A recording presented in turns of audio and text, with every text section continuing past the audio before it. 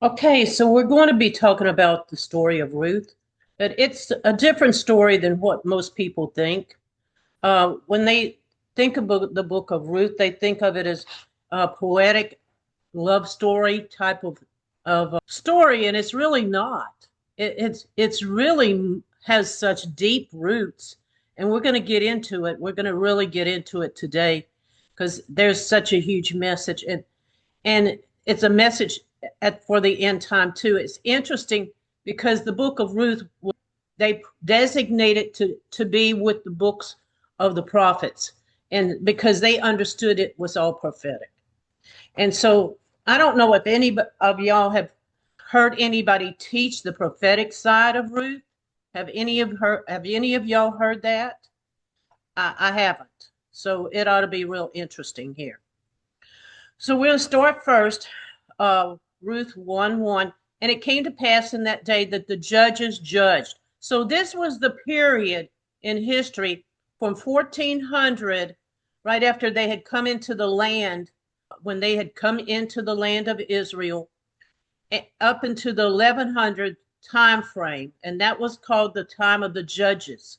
And that time is when this book is written. Okay. And it's telling you a certain man in Bethel. It's really Bethlehem, Judah. I think that's interesting because it's designating Bethlehem. Bethlehem means bread. It's going to have to do with somebody that feeds you. Okay, it's going to have to do with somebody that feeds you. And Judah has always been the conservative religious people. So that's what it's in association with.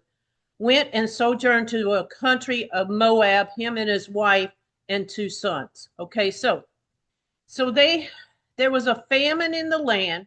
Just telling you here that there was a famine in the land. So prophetically, what that means, and we go back to Amos 8, verse 11. Behold, the day shall come, said the Lord, that I will send a famine in the land, not a famine of bread or thirst of water, but the hearing of the word of Yah. Okay, so this is so critical because that's exactly what's going on in our land. We have no bread. Do y'all understand? This land has no bread. But we have no truth in this land, and we are thirsting for the water also because it looks like bread and water kind of go together. They both have to do with taking in truth and understanding. And so this is a spiritual thing, saying that they had no bread. This is the reason why the tribulation is going to come on this world. It's going to come because nobody has bread. No, and nobody wants it. Okay, they don't want it. They don't want the bread. And so they're going to be taken. Now it says sojourns to a country of Moab.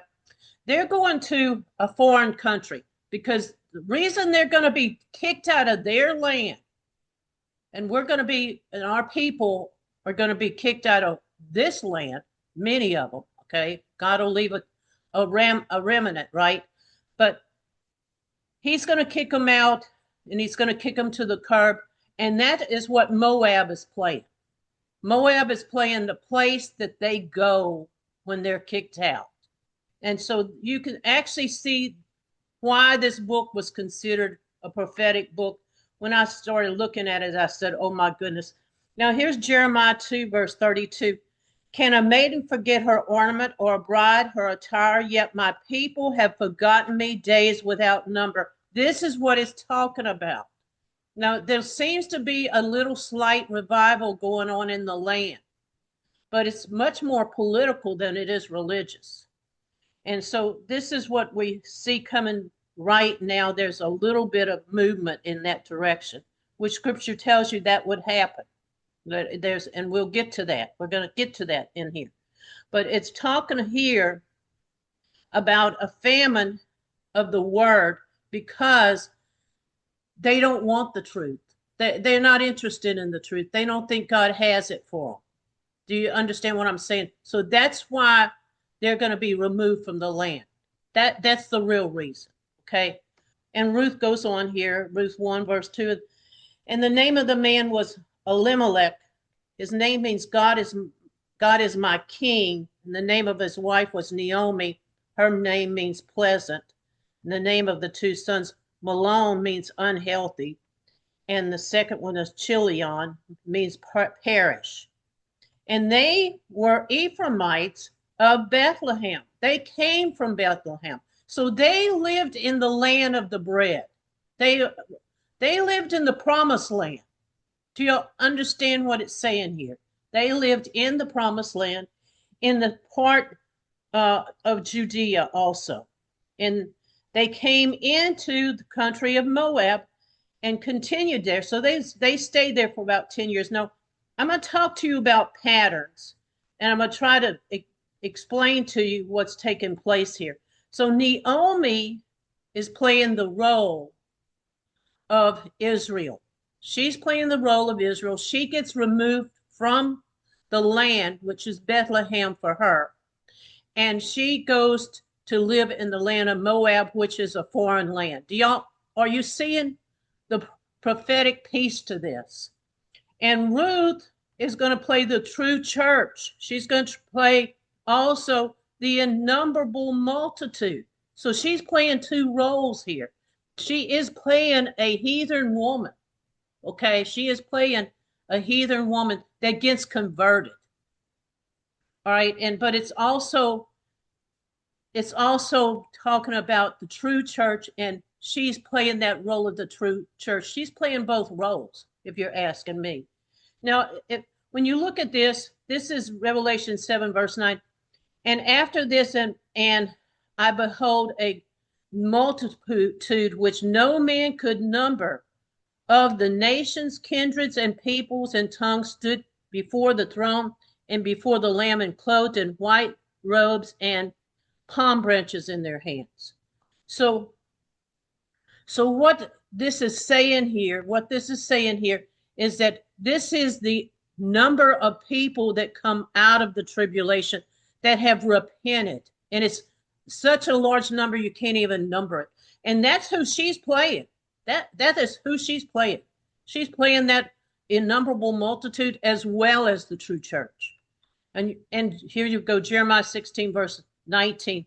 And the Lord my strength and my fortress and my refuge in the day of affliction, the Gentiles shall come unto thee from the ends of the earth, and shall say, surely our fathers have inherited lies, vanity, and things that are of no profit. So this is talking about the same thing that the Gentiles, Gentiles is just referring to the people that are not believers. That's what it's referring to. They come from all over the world. Now, I don't care what anybody tells you. It says all nations. Do y'all see this? All nations, all kindred, all people, all tongues. To say that people are not called because they're not Israelites, this verse disputes that right here. It disputes it right here. So Naomi is exiled from the land. Okay, why? Because there's a famine, because there's no truth in the land. There's no bread in the land. And when her and her husband left and went to Moab, they lost the land in Israel. Okay, and they left because of the famine in the land. We talked about that. And they lived in Moab as a temporary place. It's a foreign country, but they would return, or at least she would return back to Bethlehem, which is the land of the bread, which is the promised land. It is the kingdom of God at the end time. Jeremiah 31, verse 6, and there shall be a day that the watchman upon Mount Ephraim, Ephraim is the nation with the double blessing, that is America, shall cry, arise you and go up to Zion unto the Lord our God. So it's telling you right here, the watchman, whoever that person is, they tell them it's time for the people to return back to the land.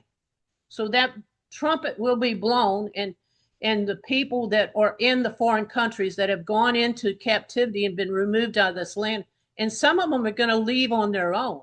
Okay, they're not going to go out as captives. They'll just leave out on their own just to get out of the land, right? that is what we're talking about here. Rachel was the only patriarch that was buried in Bethlehem. All the others were buried together in the land of Canaan. They had picked, remember, they went to the Hittites and bought a section of land, and they buried Sarah, and then I think everybody else got buried in that same place. Well, she is the only one. Rachel was the only one buried in a different place. She was buried in the land of the bread, Bethlehem. How interesting is that? Because she plays this role. A voice is heard in Ramah, mourning and bitter weeping, Rachel weeping for her children and refusing to be comforted because they are no more. So that's going to be us. We're going to be weeping for these people because so many are going to die in the war that's coming. And so they will return during the season of the barley. Now, let's just stop here. Somebody tell me what barley means. And what does it represent? They go out and they go into the field and they cut a handful of barley in the springtime on the first of fruits. Yeah, it actually represents the first fruits. The first fruits are the first people that are called. And so God hasn't called everybody. Everybody thinks he has. In this world, they're taught that there's just one day of salvation, but it's just really not true because only so many people are truly, it says people are chosen. Many are called, but few are chosen. And the chosen ones are the ones right now that are the barley harvest. Okay? All right. Okay, so let's talk about the revival that's coming, because this is part of what we're discussing here, is that this barley harvest is going to cause this barley harvest, which we are those first fruits. If the Father has chosen us, right? We are those first fruits. And that barley harvest is going to bring a revival. And I'm going to prove that to you. It's the barley harvest that brings the revival. So Luke 5, verse 4, now when he had left speaking, he said unto Simon, launch into the deep and let down your nets. And then this is the story of how the Messiah came to Simon Peter, and he said, just take your nets, your fishing nets from the boat and drop them down in the water. And then it says he beckoned him that his partners would help him in the other ship, that they would come and help him. And they came and filled both boats of the fish so that they began to sink. That is representing the revival. That the revival, that the innumerable multitude that we're talking about is that true revival. It's going to be the true revival that happens all over the world in all nations, okay? And so this is what it's talking about, because fish are always representative of the sea, the animals in the sea, right? And the sea is always representative of the Gentiles, and the land is representative of Israel and the believers, you see. So you see this parallel. Well, when they let the nets down to catch the fish, there's so many, it just almost sinks both boats. Do y'all see that? And that is really talking about the innumerable multitude that's going to come up. But there's a revival going on in the lands right now. It's going to continue to intensify as time goes on to the end. Okay. Now, Revelations 12, verse 13.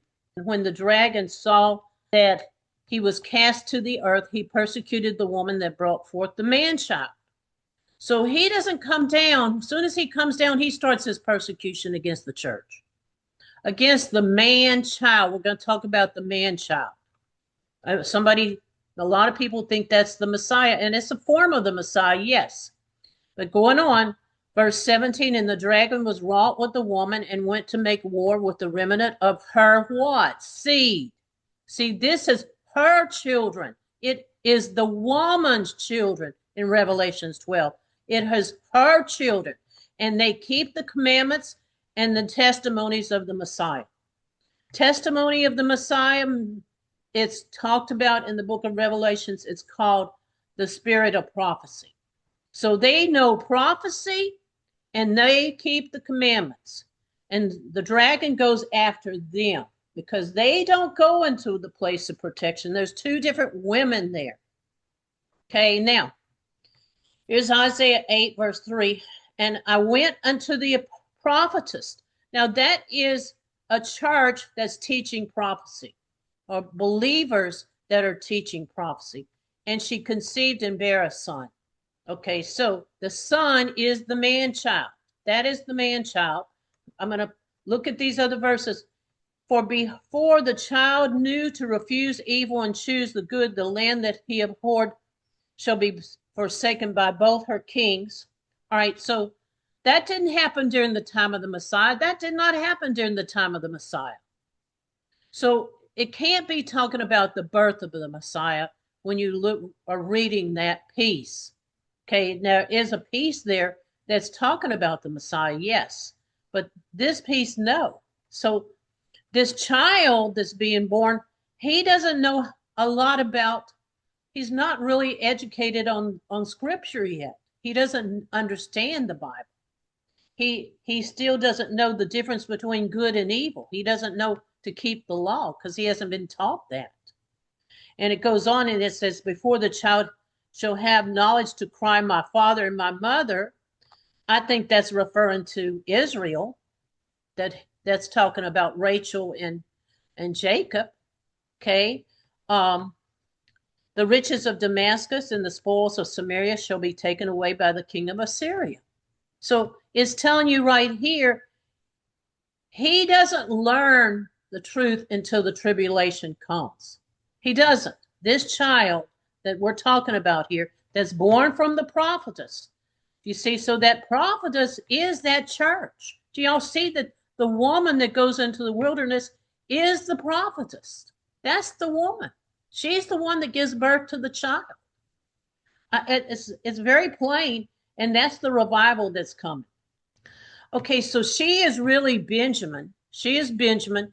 The word Benjamin means son of my right hand. And the reason for it, and I'm going to go down here first so you can see this.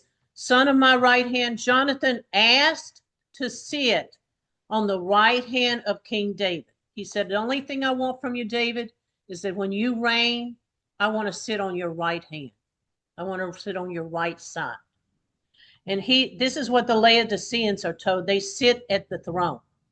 All right, so Jeremiah 6, verse 1, those are the people that flee into the wilderness. Notice here, flee for safety, you children of Benjamin. That's the people that don't move. They stay steady. They keep the course.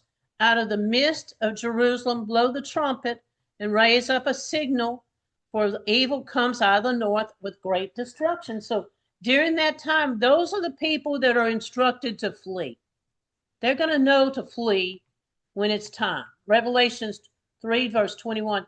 And to him that overcomes, I will grant to sit with me at my throne, even as I overcame, and I am set up at my Father's at his throne, and anoint my eyes with eye salve that I may see. So he's telling them here, anoint your eyes so that you can see what's about to happen.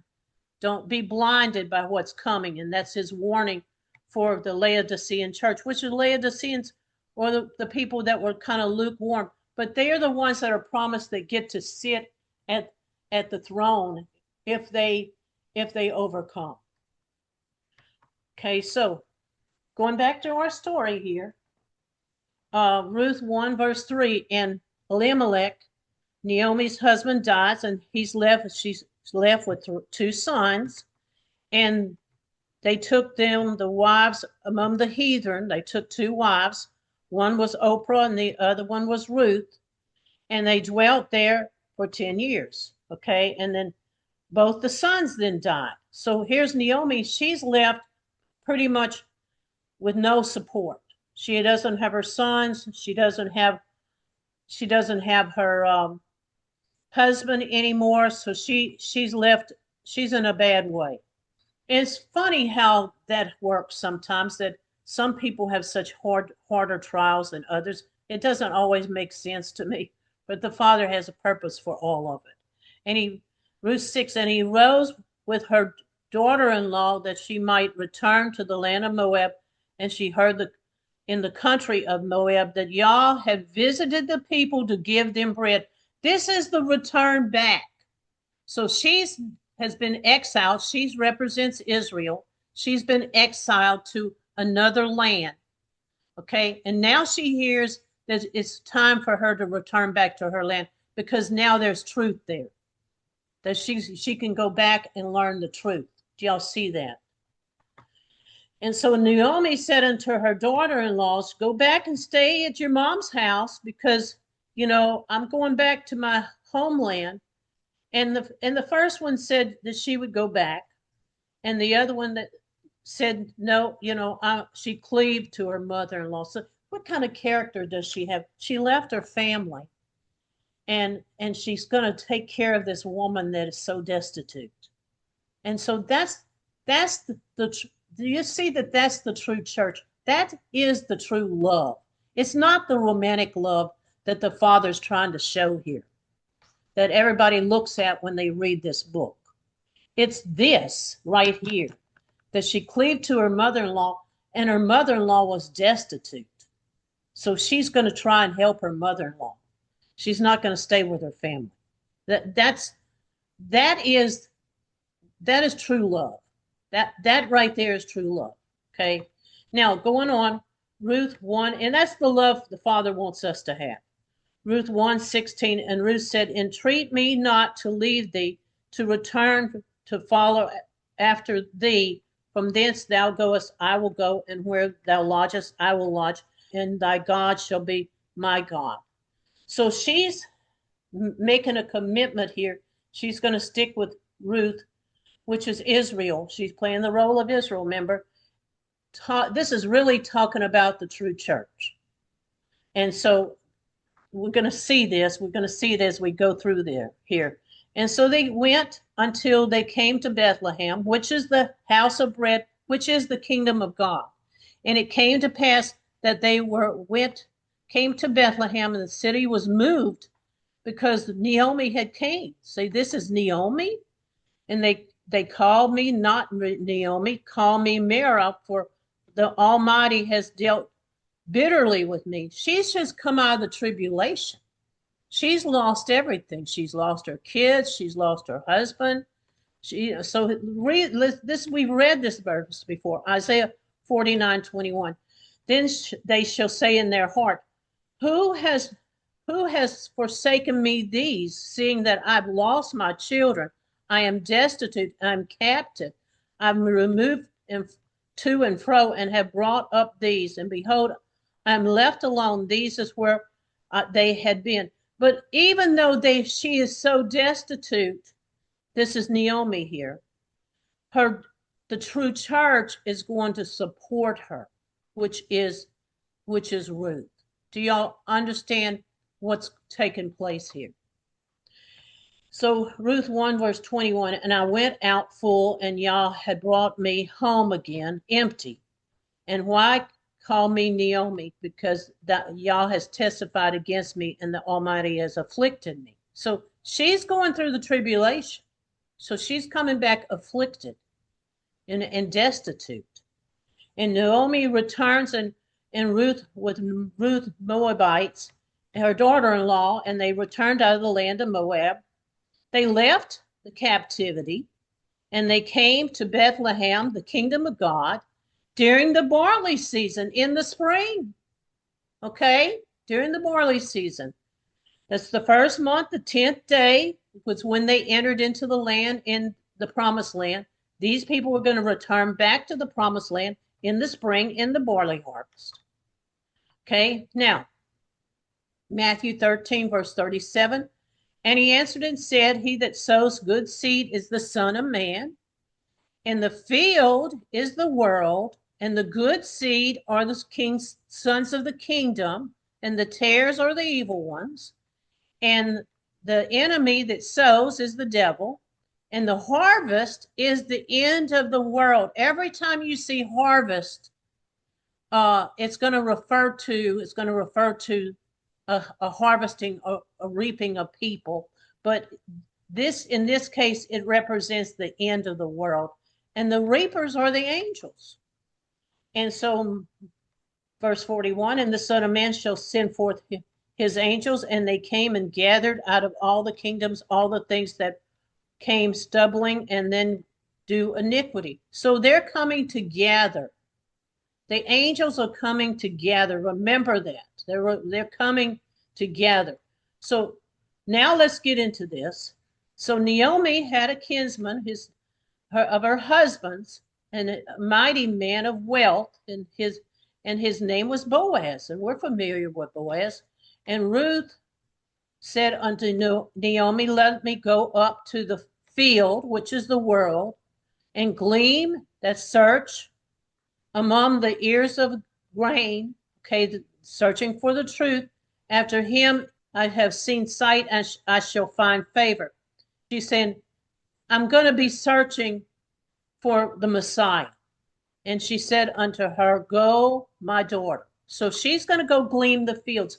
So they were told back then to glean among the edges, because that's what we do even in this walk. We just take little pieces of knowledge here and there from different people, and we put it all together as truth.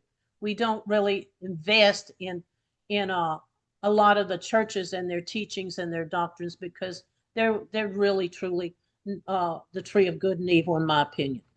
Now, verse 2, verse 3, and she went and came and gleaned in the field. See, she's searching for the truth. After the reapers, the angels are protecting her. They're dropping grain for her. They're providing for her. And her nap had light in the portion of her field belonged upon Boaz. And Boaz, he saw her, and he said to his servants, who is this damsel? So he noticed her.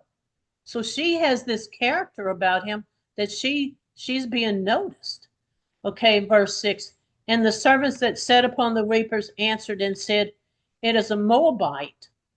So she's playing the role of, like we said, of the Gentiles, because now he's chosen her. He's beginning to look at her. He's chosen her.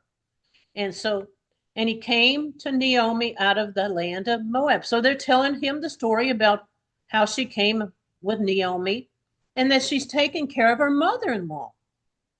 And left her family to take care of her. So he's really impressed with her. And so he says, let me glean, I pray thee, and gather after the reapers among the sheaves. All right, so the sheaves are the things that being collected in the field. They put them in little bundles, right? And that's the first fruits. So let me reap among the people that are the first fruits. Let me learn from them. The people that are the believers, let me learn from them. So he came and continued even to the morning. All right, so the morning represents Christ's return. And they carried a little while into the house. So they stay in the house for a little while. That's the place of protection. Verse 8, Boaz unto Ruth, hearest thou not, my daughter, nor glean in another field? Don't go to another church. Stay in this field, learn from us in this field. Do you see what he's saying? In my field. It's the Messiah's field. Neither pass hence, bide here among my maidens. So those are the other churches. So stay here among my maidens, the other churches. Now, then here you come, Isaiah 4, verse 1. And in that day 7 women shall take hold of one man, saying, we will eat our own bread. That's apply our own truth, okay? So we're going to eat our own bread, and we'll wear our own apparel. We're going to do what we want to do. That's what these 7 women do. This is the 7 churches. Only let us be called by your name. So just let us be called by your name. You know, we want to be referred to as a Christian believing church, but we want to do our own thing. We want to make our own apparel. We want to, do y'all see what? Take away our reproach. So we need to be under your protection. That's what what these 7 churches are saying. So she dwells among them, but she's not part of them. She's actually gleaming from the field that the Messiah has set up. Do y'all see that? Now, verse 9, and let thy eyes be on the field, which is the world, that they do reap and go there after them. Have I not charged the young men? These are the teachers, the male teachers, that they shall not touch her. So keep away from her. She's the believing church. So all of these teachers don't mess with her, because I'm teaching her. Do y'all understand what I'm saying? Boaz, representing the Messiah, he's teaching her. She's reaping from his field. And there was a thirst. Go and get a vessel, and if you need drink, go to the young men that are the true teachers. See, 2 different sets of young men. Go to the young men and draw from them. Draw the truth from the men that are teaching it. Do y'all see this?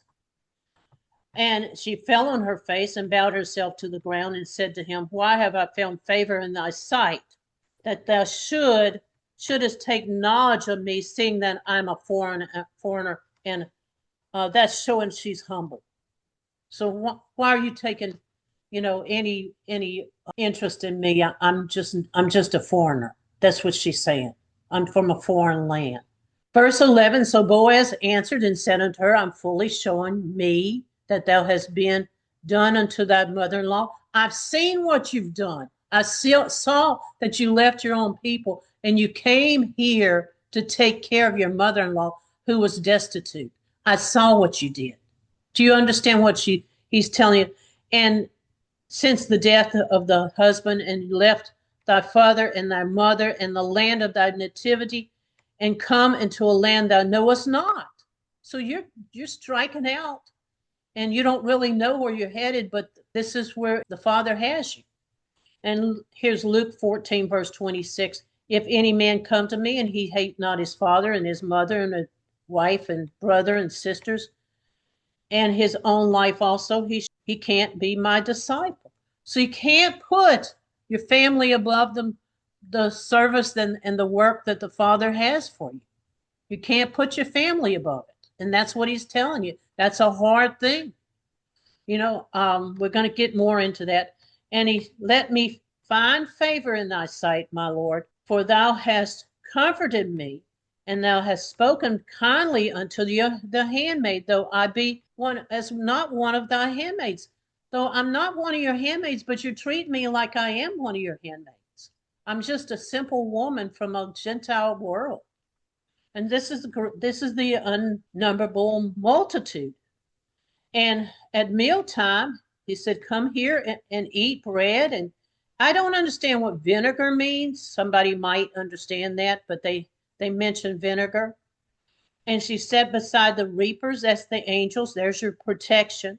And they reached her parched grain, and she ate and was sufficed and left thereof. So she was full. She was learning truth. And they were feeding her. Do y'all see? They were feeding her. And that's the Father is feeding her, because that's Boaz, not the churches, not the young men. In this case, he's feeding her from his field. So she rise up to glean, and Boaz commended the young men to saying, let her glean among the first fruits and approach her not.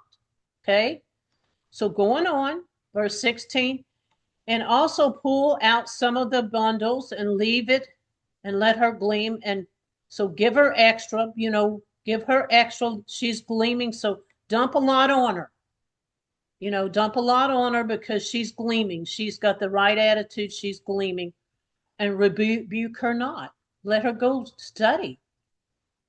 Let her learn. And so she gleamed in the field until even. All right, here we go. We are at the end of the 6,000 year period. We are at the end. That is the evening time. Do y'all understand? Do y'all understand that there's 6,000 years, then the 7,000 years starts. That's the millennium. And that'll start a new day. So that'll be at the morning time. But we're at the end of the 6,000 year period. We are at the evening time. Do y'all see that? And she beat what she had gleaned, and she had an epic of barley. And her mother-in-law said, "Where hast thou been today?" And she told him she'd been in Boaz's field, and she showed her mother-in-law what she had wrought and the man's name that was Boaz. And she says, "Oh my goodness, that's your kinsman." Okay, so that goes on here. And the man is a near to kin to you. So go on verse 2. And now is not Boaz our kinsman, whose maidens thou was? So she had to come from the line. She must have come from the same line, because she's a maiden thou was, you see. Behold, the barley tonight is in the threshing floor. The threshing floor, if you remember the threshing floor, David went and bought land, and he to stop a curse that had come on Israel, a 3-day curse. I think that's interesting. It's a 3-day curse. He stopped and bought this land, and they did a sacrifice at the threshing floor. The threshing floor is where they separate the grain from the shaft stalk, right? So that's what it separates out. The grain that comes out is the wheat. It's the actual wheat. And if this is at the threshing floor, do you see? He's at the threshing floor.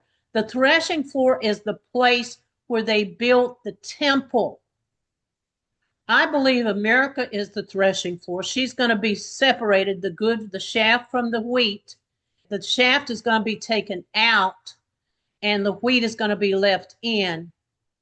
And then the temple is going to be built in the kingdom of God, which she's going to establish in this country. And so verse 3, wash therefore and anoint and put thy remnant upon thee, and get thee out of the threshing floor, and make thyself known unto the man. So you're going to go. She's telling her what to do. She says, go lie down at his feet, and uncover his feet. Well, let's just talk about this. Why does she lay at his feet? Somebody tell me why she lays at his feet. Anybody? Isn't that a sign of submission? Well, it is, yeah. So where does the Father put his feet? He uses the world for his what? His footstool. He uses the world as his footstool, and he's going to have his feet in the promised land. And so that's why she's laying at his feet. Do y'all understand that analogy? Because his feet, he's representing the Messiah. And that's also why the two women came to the Messiah in the New Testament, and they washed his feet. Because that's where they have the access. That's where he puts his feet, is in the kingdom of God. Did y'all know that? Did you understand that? Okay, so verse 8, and it came to pass at midnight, that is the tribulation, starts at midnight. We told the 10 virgins, remember, all 10 of them wake up at midnight, and that the man was afraid and turned himself, and behold, I was a woman laying at his feet. He has fear, but there's a woman laying at his feet. That is the church. Okay, so he's afraid, but he's going to be looking to the woman that is the church, the believers. He said unto, who art thou? And she said, I am Ruth, thy handmaid. And she says, spread therefore your skirt over me, your handmaid. In other words, marry me, because you're my kinsman. So she's calling for the Messiah to return and marry her.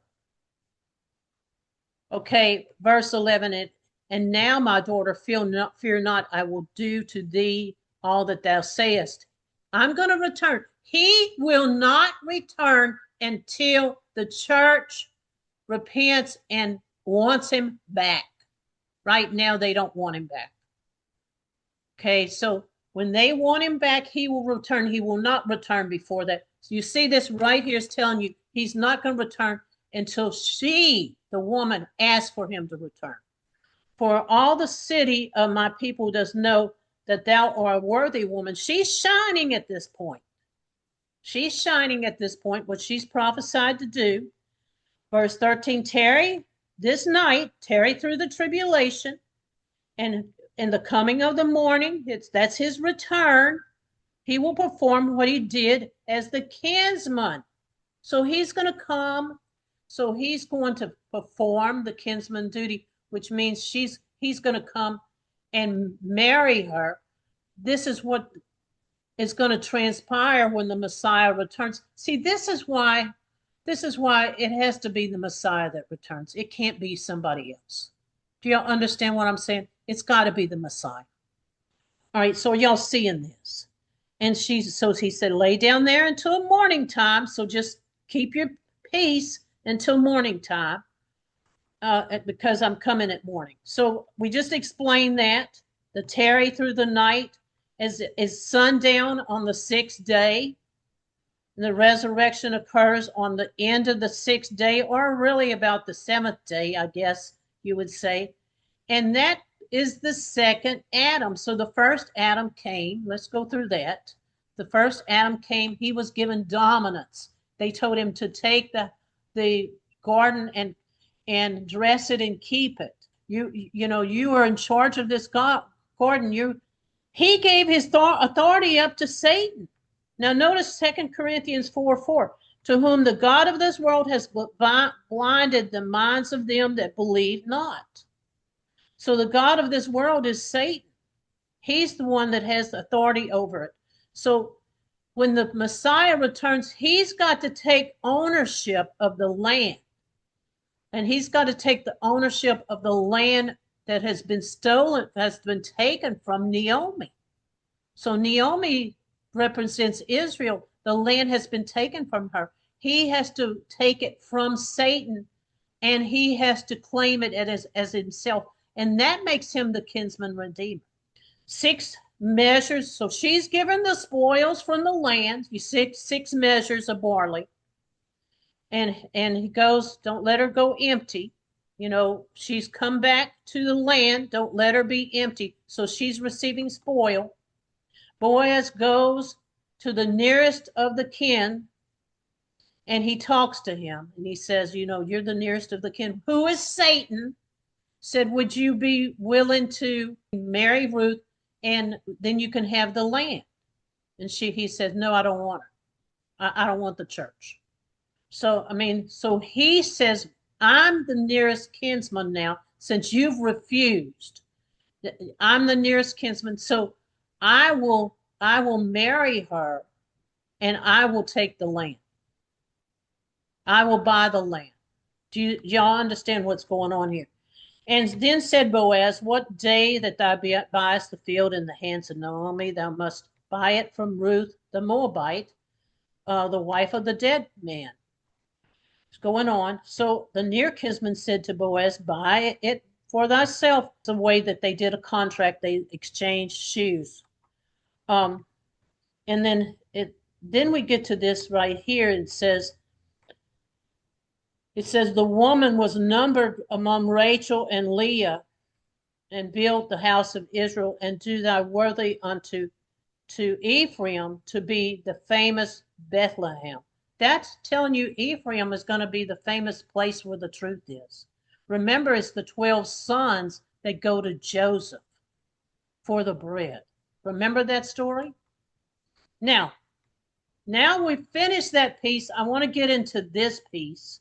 This is 1 Kings 17, verse 9. And this is Elijah that's been told by God to go to this widow woman. Because there's been a famine in the land at that point, and there's no more bread. Most people have left out and gone somewhere else. It tells you how Ahab had trouble even getting an army together of a little over 100 people. It's just, many people left out of Israel at that point because of the famine. And so interesting, because the father picked this specific woman. He picked this woman. She is a widow, just like Ruth. She's They're parallel here. And because he knew her character, he knew what kind of woman she was. Okay. Now look at this. Behold, I have commanded a widow woman there to sustain you. Okay. Because he knows she's going to be willing to do that. So he arose and went to this place. I don't even know how to pronounce that.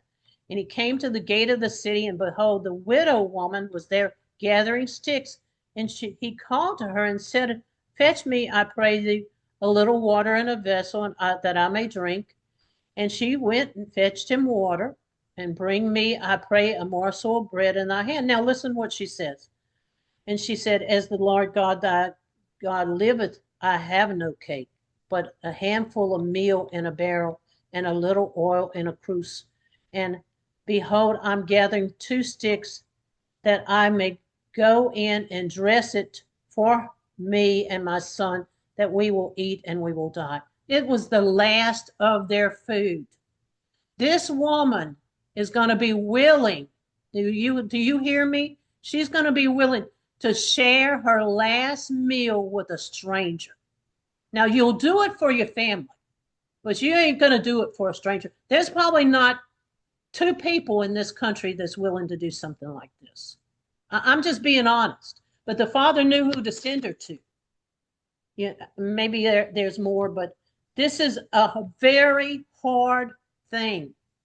This is a very hard thing.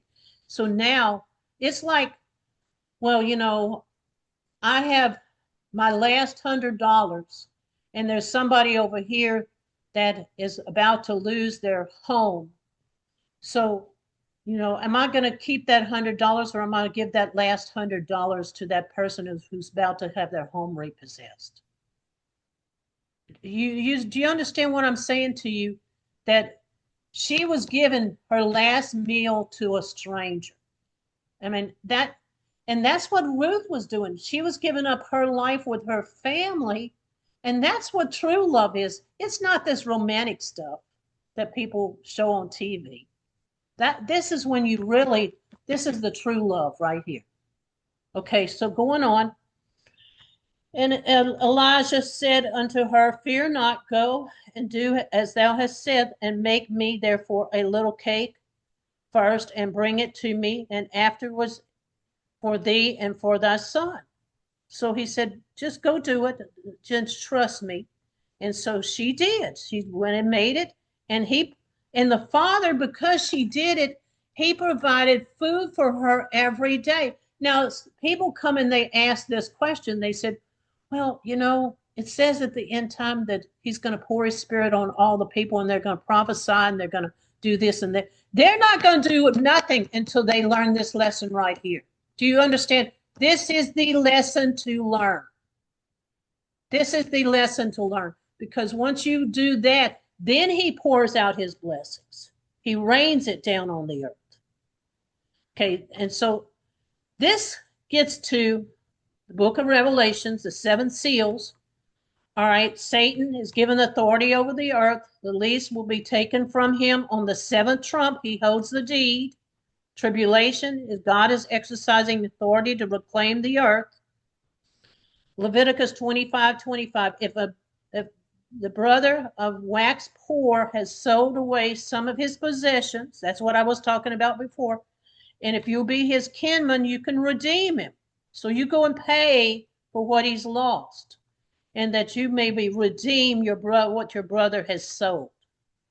So going on, Revelations 5 verse 2, and I saw a strong angel proclaiming a great voice, saying, who is worthy to open the book and loosen the seals?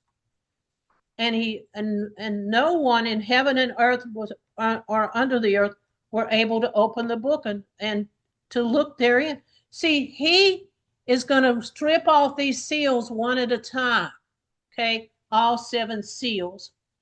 And going on, the elder said he was weeping, weep not, behold, for the Lion of the tribe of Judah, the root of David, has overcome to open the book and the 7 seals. That is the Messiah, nobody else. That's why it's the Messiah that returned. Do y'all understand? And verse 6, and I saw in the midst of the throne of living, four living creatures. And it goes and explains what he sees at the throne, right? And he came and looked on the right hand of him that sat on the throne. And Christ won't come back and claim his authority on the earth until the people want him to return. When they cry out for his return, he will return. Look at this. 8 verse 4 of Revelations, the smoke of the incense, the prayers of the saints went up before God out of the angel's hands. And Ruth has asked for the kinsman redeemer. It was Ruth's job. He was waiting. Boaz was waited for her to ask. So she's asking for him to return and to be her redeemer. And he waited for Ruth to do that. So Christ walked on water because he had the authority on the earth. He has the authority. And so that's what it's representing, him coming back to take that complete authority over this world. John 16, verse 33, and these things that I've spoken to you, that is to me, you may have peace and the world will have tribulation. But I've overcome the world, he says. So Ruth cleaved to Naomi, who is Israel, in order for her to get the property back. Someone had to pay the price for the land. That is when he died. And that is the kinsman redeemer. And Boaz plays the role of the Messiah. And so that's really what I wanted to cover.